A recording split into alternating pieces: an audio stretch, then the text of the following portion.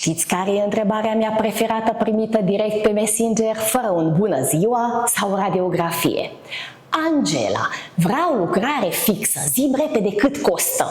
Iar răspunsul meu vine la fel de precis: 10 lei kilogramul de mere. Vă mirați? Păi, cam asta e logica. Cum să vă spun cât costă o reconstrucție totală de viață fără să știu dacă avem os, dacă avem infecții, dacă avem nevoie de 4 sau 6 implanturi?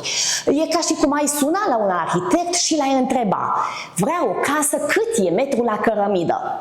Cărămida e ieftină, dar casa trebuie să stea în picioare.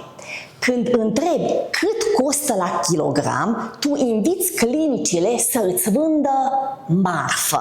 Dar tu nu ai nevoie de marfă, ai nevoie de un plan. La Deosfix, prețul nu e o cifră aruncată pe net ca la supermarket.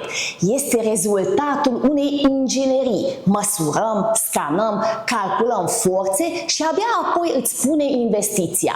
Pentru că eu nu vreau să-ți vând kilograme de dinți, vreau să-ți dau mușcătură care să funcționeze și peste 20 de ani.